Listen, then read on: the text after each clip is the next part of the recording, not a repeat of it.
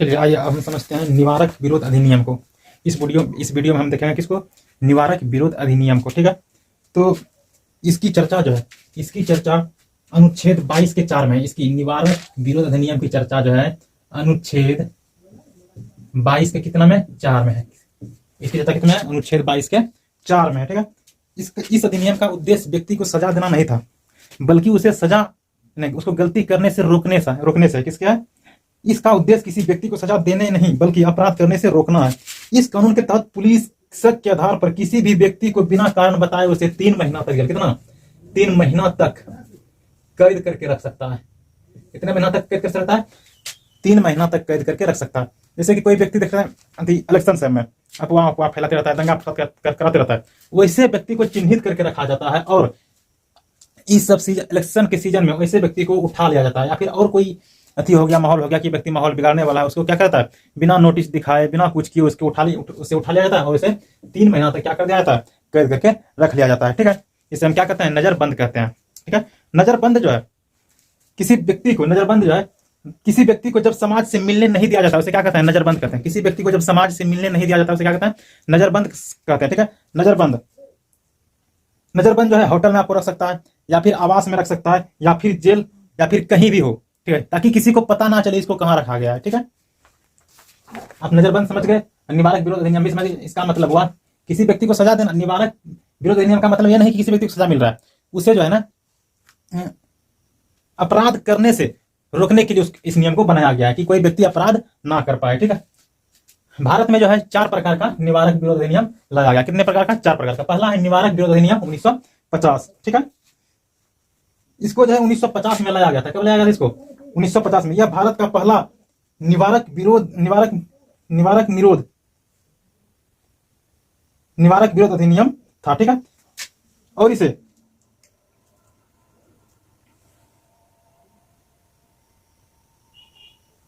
इसको 1950 में लाया गया था और 31 दिसंबर 1971। ठीक है, निवारक विरोध अधिनियम को जो है 1950 में लाया गया था और 31 दिसंबर 1971 को इसे क्या कर दिया गया, समाप्त कर दिया गया। ठीक है, दूसरा आया उसके बाद मीसा। उस वक्त किसको लाया,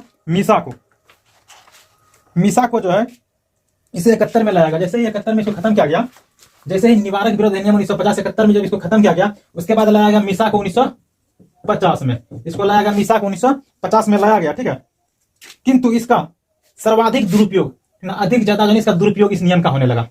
ठीक है, अधिक ज्यादा जब इस नियम का जब अधिक से अधिक दुरुपयोग होने लगा तो इसको क्या कर दिया गया, 1978 में इसे क्या कर दिया गया, समाप्त कर दिया गया। किसको, मीसा को समाप्त कर दिया गया। 1978 में लाया गया, 1950 में। और निवारक विरोध को लाया गया 1950 में और खत्म किया 31 दिसंबर 1971 को इसको क्या कर दिया गया, खत्म कर दिया गया। टाटा को जो उसके बाद लाया, किसको लाया गया, टाटा को लाया 1985 में। टाटा को लाया कब, 1985 में। टाटा को लाया कब, 1985 में। ठीक है,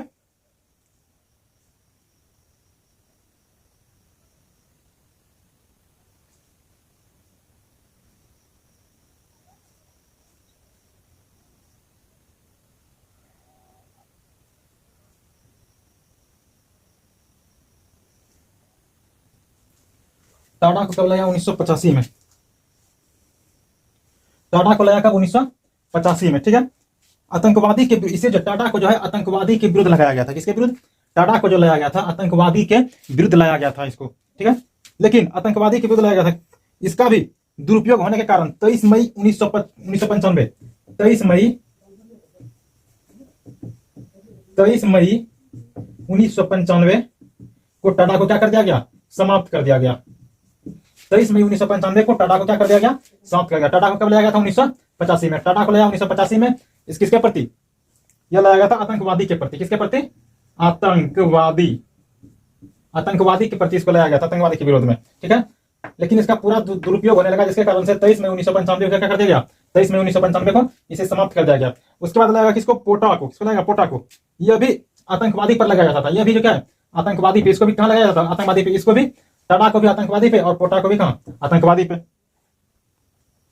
इसे टाटा को 2001 में प्रारंभ किया, 2001 में प्रारंभ किया और 2004 में इसको क्या कर दिया गया, समाप्त कर दिया गया। पोटा को लाया कब? 2001 में। पोटा को कब लाया?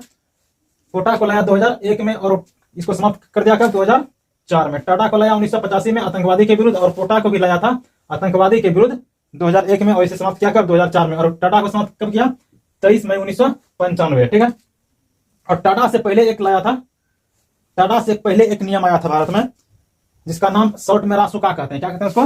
रासुका। टाटा से पहले एक नियम आया था जिसका नाम शॉर्ट में क्या है? रासुका। रासुका मतलब राष्ट्रीय सुरक्षा कानून। राष्ट्रीय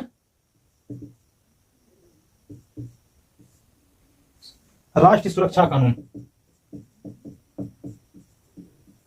राष्ट्रीय सुरक्षा कानून लाया गया था टाटा से पहले। ठीक है।